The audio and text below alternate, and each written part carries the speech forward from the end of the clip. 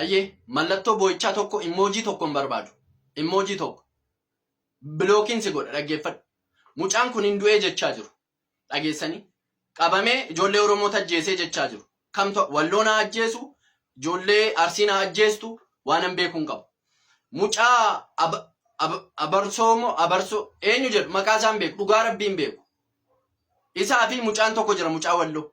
Isaantu ijoollee kanatti taasofsiisaa jedhani. Dhageessanii Famasoonni TikTokii kanarra jirtu. Qaldii kee hojjechuu, waannii kee hojjechuu, geemii kee kadhachuu namna dhiisiiti. Guyyaa 2-3 amma wanti kun dhaabbatutti viidiyoo hojjedhu gadi bahii sagalee ta'eefi ilma hiyyeessaa du'aa jira. Haadha hiyyeessaa mucaan koo deemee hojjetee naa dabarsee ofiisaafis dabarsa jettee utuu dhungatteen quufiin utuu hammatteen quufiin mucaashee biyya ormaatti ergitee na mucaan ishee akkasitti biyyoo afaanitti naqanii itti fincaa'anii udaan nyaachisanii lubbuutti guraaranii akkasitti hin ajjeesan dhugaa waaqa jiraataati kana arguurra du'uu wayi. Mucaa Arsii haa ta'u Hawwalloo waan hin beekuun qabu. Du'eera jechaa jiru. Dhaggeeffadhaa. Wanti kuni deemnaan Oromoo hunda waliin ga'a. Ganda hunda waliin ga'a. Kanaafiyyuu ba'aa sagalee ta'a. Famasoonni afaan kee cuqqaallattee teessu.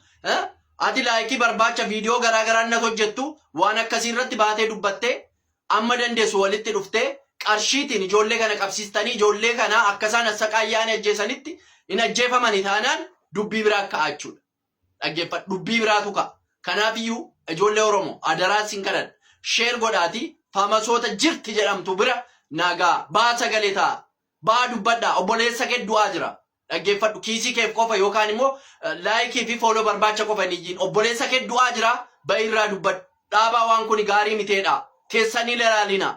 Sinitti mela. Sinitti me dhugaa waaqayyo sinitti me ba'aa dubbadhaa. Ba'aa dubbadhaa. Sheer godhaati biraan ga'a. Warri ijoollee kana immoo eddeetti argitanii qabuu dandeessanii poolisiitti laachuu naannoo isaan jiraatan beektanii nuquun namaa hin qabsiisnaa akkuma isheen goote ajjeestetti ishee ajjeesisa. Si galee ilmi hiyyeessaa tokko haadha hiyyeessaa gargaaruuf haadha isaa gargaaruuf utuu haati isaa laalteen quufiin utuu haati isaa mucaa ishee hammatteen quufiin ija isaa keessa laalteen quufiin inni isheen biyya ormaa deemtee biyya ormaatti biyyoo nyaachisaa bishaan dhoowwachaa akkasitti assaqaayyaatee ajjeeste taanaan ijoollee sana lamaan eddee isheen jirtutti boolla isheen lixxetti ilaalaa qaba. Qaba. Sinitti meeraan. Ba'aa dubbadhaa hundi keessan ba'aa dubbadhaa. Ba'aa dubbadhaa. Ijoollee kana ba'aa dubbadhaa. Kana qof sheer godhaa. Koppi liinkii naa godhaa. TikTokiin kun waarningii jala jira. Sheer godhaa koppi liinkii godhaa. Ijoollee Famasii jedhamtu hunda ishee biraan naa ga'a. Viidiyoo kana baatanii ijoollee obbolaan keessan warra akkas godhan gocha hamaa godhani kana sagaleen taatanii taanaan anatu beekaa jechuudha. Dhaggeeffadhu. Wanti wal kabajnu tokkoof hin jiru. Ati eenyuuf nati fooloowersii sassaabbattee teessu. Uummata keef obbolaan keef sagaleen taatu taanaan. Eenyuuf maal sii godha? Achumarraa iyyuuf achumarraa durboota dhiira faana bashannanuudha. Sagalee ta'e uummata keef. Alayyeessaaf sagalee ta'e. Sittime sagalee ta'e. Sheer godhaa fi hunda isheef sheer godhaa. Ayyee ammarree irra deebi'aan jira. Kun TikTokii kiyyaa fooloo godhaa. Mucaa kana argitanii jirtan. Hin du'e jechaa jiru. Hin du'e jechaa jiru. Amma waan inni dubbachuu barbaadu warra isa reebani warra isa ajjeesanirra warra gastiirra taa'anii reebi biyyoo afaanitti naqi akka inni liqimsu godhe biyyoo afaanitti naqanii ijoollee bishaan dhoowwatanii kunaanii argisiisanii biyyoon afaan isaan duudee lubbuun ol hin darbuu gad hin deebi'u biyyoo yaaddaniittu afaan kee keessa teenyaan liqimsuun ni ulfaata. Akkanatti kunaanii argisiisanii ajjeesani mucaa kana. Dhaggeeffadhu.